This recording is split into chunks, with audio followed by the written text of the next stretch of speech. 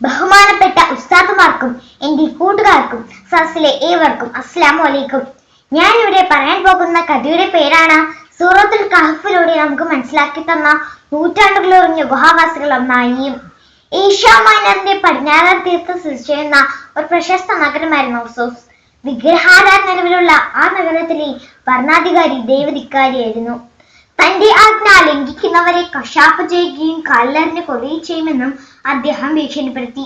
നഗരവാസികളിൽ ഭൂരിപക്ഷവും അദ്ദേഹത്തിന്റെ ഭീഷണിക്ക് വഴങ്ങിയ ഭീരുക്കളായിരുന്നു.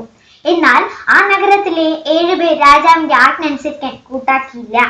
തങ്ങളെ സൃഷ്ടിക്കുകയും പരിപാലിക്കുകയും ചെയ്തത് ഏകനായ അള്ളാഹു മാത്രമാണെന്നും ആരാധനയ്ക്ക് അർഹൻ അവൻ മാത്രമാണെന്നും ധീരരായ ഈ വാക്കൾ പരസ്യമായി പ്രഖ്യാപിച്ചു.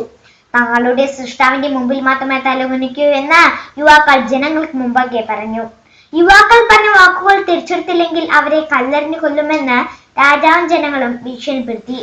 7 യുവാക്കളും യോഗം ചേർന്ന് സമീപത്തെ മലഞ്ചെരുവിലെ ഗുഹയിൽ ഒളിച്ചിരിക്കാൻ തീരുമാനിച്ചു. 7 പേരും ഗുഹയിൽ പ്രവേശിച്ചു.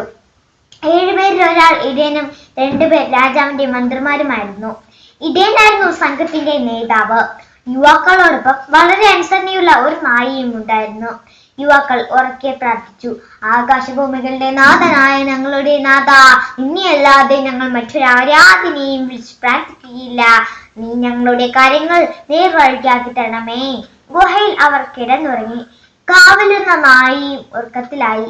വർഷങ്ങളോളം നീണ്ട ഉറക്കം. അവർ എത്ര കാലം ഉറങ്ങിയെന്ന് അവർക്ക് തന്നെ അറിയില്ല. അത് അള്ളാഹുവിന് മാത്രമേ അറിയൂ. ആഹാരവും പാനീയവുമില്ലാതെ അവർ ദീർഘനിദ്രയിൽ താൽക്കാലിക മൃത്യുവിൽ ലയിച്ചു. കാലങ്ങൾ കടന്നുപോയി. അള്ളാഹുവിന്റെ അനുഗ്രഹത്താൽ ഉറക്കത്തിലാണ്ടുന്ന ഗുഹാവാസികൾ കണ്ണു തുറന്നു. ആദ്യം ഉണർന്നത് കാവൽനായിയായിരുന്നു. യുവാക്കളെ ഉണർത്താനായി നായ കുറിച്ചപ്പോൾ അവരെല്ലാം ഉണർന്ന് ഗുഹയ്ക്ക് പുറത്തു വന്ന് പരസ്പരം അതിശയത്തോടെ നോക്കി നിന്നു. തലമുടി പുറങ്കവിന്റെ നിലത്ത് ഒഴുകി നടക്കുന്നു. അവരിൽ ഒരാൾ പറഞ്ഞു, നമ്മൾ എത്ര നേരം ഉറങ്ങിക്കാണും? 1 ദിവസം മാത്രം, അല്ലെങ്കിൽ അല്പം അധിക സമയം മാത്രമെന്ന് മറ്റൊരാൾ പറഞ്ഞു. നമ്മൾ എത്ര കാലം ഉറങ്ങിയെന്ന് അള്ളാഹുവിന് മാത്രം അറിയൂ എന്ന് മൂന്നാമൻ ഇടപെട്ടുകൊണ്ട് പറഞ്ഞു. എല്ലാവർക്കും നല്ല വിശപ്പ് അനുഭവപ്പെടാൻ തുടങ്ങി. അതിനാൽ തങ്ങളുടെ പക്കലുണ്ടായിരുന്ന സ്വർണ്ണനാണയവുമായി സംഘനേതാവായ ഇടയൻ അഫ്സോസ് നഗരത്തിൽ ഭക്ഷണം വാങ്ങാൻ പോയി. അഫ്സോസ് നഗരം കണ്ട് ഇടയൻ അന്തം വിട്ടു. അഫ്സോസ് നഗരം പുതിയ ഒരു പട്ടണമായിട്ടാണ് ഇടയൻ കണ്ടത്. ഇടയൻ ഒരു ഹോട്ടലിൽ കയറി അല്പം മാംസവും അപ്പവും വാങ്ങി. ഇടയന്റെ കീശയിലുണ്ടായിരുന്ന സ്വർണ്ണ നാണയം പുറത്തെടുത്തു. അത് കാണേണ്ട താമസം കടക്കാരൻ ഇടയന്റെ കൈക്ക് പിടിച്ചുകൊണ്ട് ചോദിച്ചു, നൂറ്റാണ്ടുകൾ പഴക്കമുള്ള സ്വർണ്ണ നാണയമാണല്ലോ ഇത്. നിങ്ങൾക്കിത് എവിടെ നിന്ന് ലഭിച്ചു? നിങ്ങൾ എന്റെ കൂടെ രാജ്കൊട്ടാരം വരെ ഒന്ന് വരണം. കാലബോധം നഷ്ടപ്പെട്ട ഇടയൻ പറഞ്ഞു, സുഹൃത്തെ, നിങ്ങൾ എന്താണ് പറയുന്നത്? ഇന്നലെയല്ലേ ഞാൻ ഇവിടെ നിന്ന് പോയത്. പക്ഷെ ഇടയന്റെ വാക്ക് ആരും കണക്കിലെടുത്തില്ല. അവസാനം ഇടയനെ രാജാവിന്റെ മുമ്പിൽ ഹാജരാക്കേണ്ടി വന്നു. രാജ്കൊട്ടാരത്തിൽ ആദ്യം തന്നെ ഒരു വിവാദം അരങ്ങേറുകയായിരുന്നു. മരിച്ചവരെ എങ്ങനെയാണ് വർഷശേഷം ജീവിക്കുക എന്നത്. അതിനിടയിലാണ് അത്ഭുത പ്രതിഭാസത്തിന് വിധേയനായ ഇടയൻ പ്രത്യക്ഷപ്പെട്ടത്. ഇടയന്റെ കഥ കേട്ടപ്പോൾ രാജാവ് അത്ഭുതപ്പെട്ടു. ഉടൻ തന്നെ രാജാവ് ഒഞ്ഞായിരുന്ന ഇടയന്റെ കൂടെ ഗുഹാവാസികളായ മറ്റ് 6 പേരെയും കാണാൻ പോയി. രാജാവ്, പുണ്യാത്മാക്കളെ, ഞങ്ങൾ നിങ്ങളുടെ കഥ കേൾക്കാൻ ആഗ്രഹിക്കുന്നു. ഗുഹാവാസികൾ അവരുടെ കഥ വിളിച്ചു.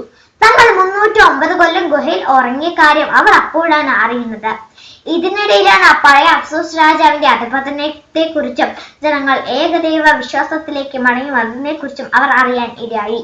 നൂറ്റാണ്ടുകൾ ഉറങ്ങിക്കിടന്നിട്ടും ഗുഹാവാസികൾ മരിക്കാതെയും ജീർണിക്കാതെയും വരുന്നത് ജനങ്ങൾക്ക് ദൈവത്തിന്റെ അത്ഭുത ശക്തി മനസ്സിലാക്കാൻ ഇടയായി. ഗുഹാവാസികളുടെ സ്മരണം നിലനിർത്തുന്നതിനും ഏകദൈവാരാധനയുമായി ഗുഹയ്ക്ക് സമീപം ഒരു പള്ളി പണിതു. ഒരു ജനം ഒന്നടങ്കം ദൈവത്തോട് ധിക്കാരം കാണിക്കുമ്പോൾ അത് അതേപടി പുറത്തു കൊടുക്കുന്നവനല്ല ദൈവം. ഒന്നുകിൽ അവരിൽ ഉന്മൂലനാശം വരുത്തും, അല്ലെങ്കിൽ അവരിൽ നിന്ന് ചിലരെ തിരഞ്ഞെടുത്ത് അത്ഭുത ശക്തിയാൽ സന്മാർഗം കാണിച്ചു കൊടുക്കും. ഗുഹാവാസികൾ ഇതിന് തെളിവാണെന്ന് ഗുണപാഠത്തിലൂടെ ഈ കഥ നമ്മെ പഠിപ്പിക്കുന്നു. ഇത്രയും പറഞ്ഞുകൊണ്ട് എന്റെ കൊച്ചു കഥ നിർത്തുന്നു.